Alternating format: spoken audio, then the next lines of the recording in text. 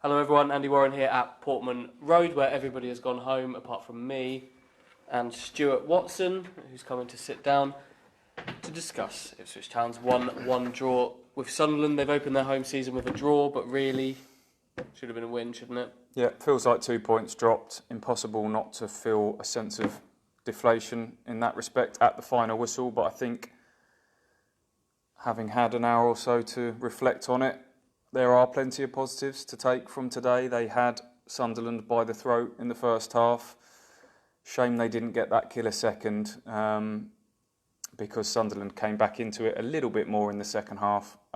It's an error that's led to the goal, and 2 points dropped, but positives to take from it. Yeah, let's quickly run through the goals. 15 minutes, Luke Garbutt again, the only man that can score for Ipswich Town at the moment in competitive games. He's on target, a really good goal we'll talk about in a minute. And then second half, Lyndon Gooch, was at 64 minutes for him, levelled it, and that's where the real talking point is in this game, isn't it? It's Luke Chambers' error, trying to see the ball out on the byline and had it nicked from behind him by Mark McNulty, and then it's a nice ball and a good finish. But that's the big talking point really coming away from the game, isn't it? Yeah, Paul Lambert sat in this chair afterwards and called it a terrible mistake. He was, what was said in the dressing room will stay in house, but said, it wasn't trying to sort of defend his captain in any way, shape or form. It was an error. Stick it in Rosehead, Luke. In his defence slightly, the wind was going that way, and maybe he thought we'd seen a lot of Thomas Holy kicks kind of drift well out of play, and maybe he thought the wind was going to take it, but there was a lot of pitch for the ball to run out of.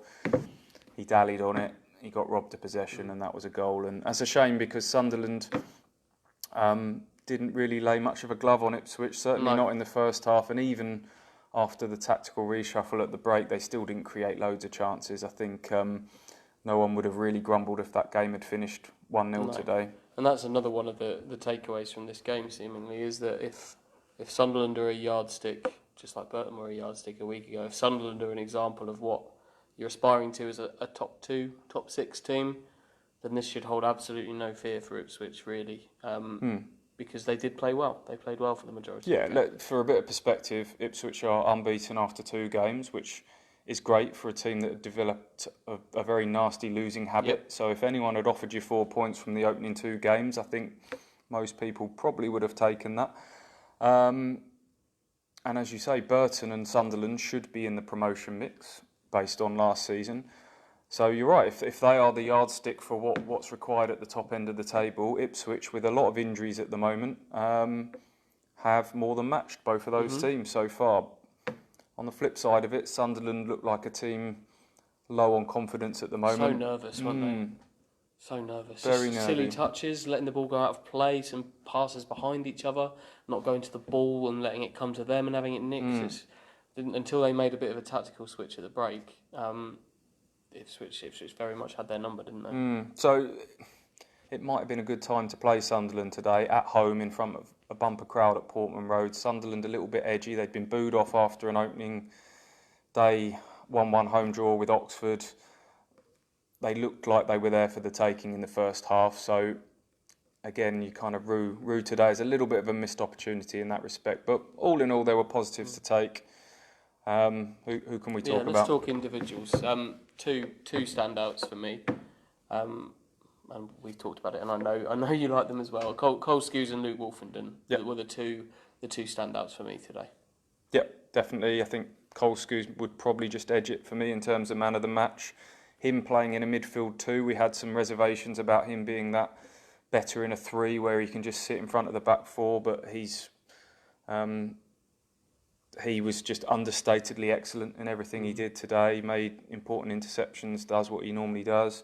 And you're right, Wolfenden, again, for a young man, looked very assured at centre-back, reads the danger so well. That's the thing I like most about him, is that he knows when to go to the ball and he knows when to go to the man and when to back off.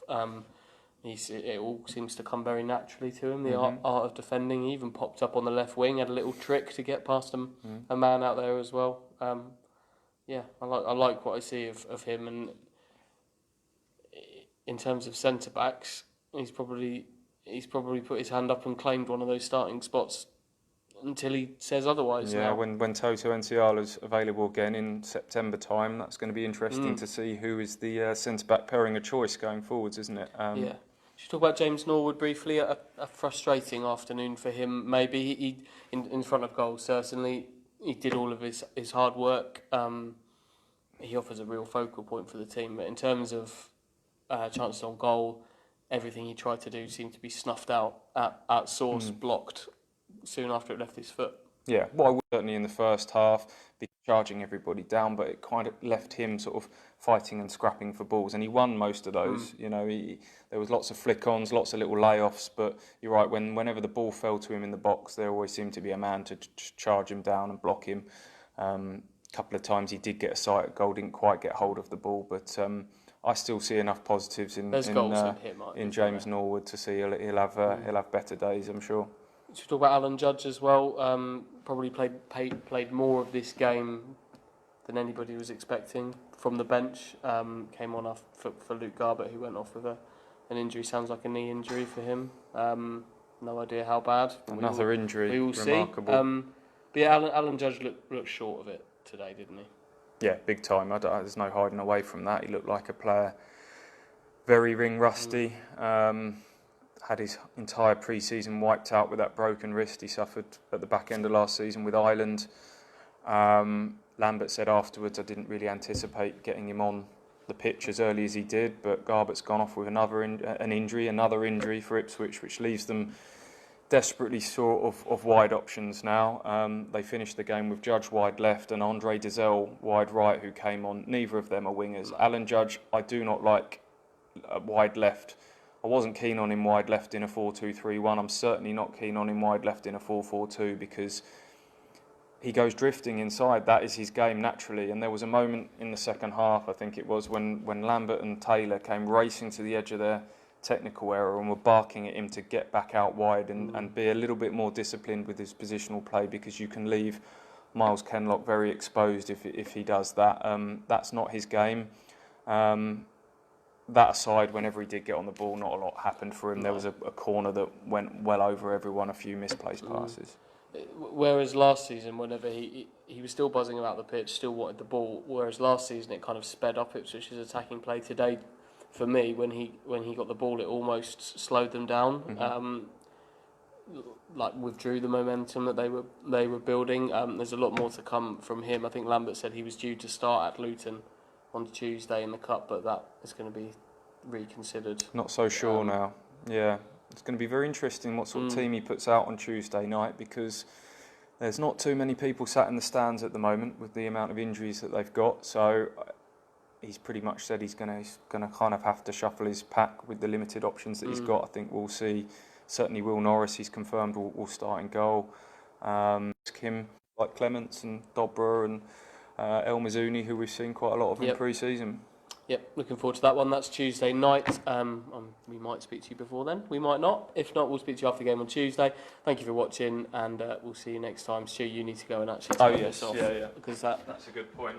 Normally, I should send you off to do this before we begin to wrap up, because otherwise I have to sit here like a lemon. Thanks for watching.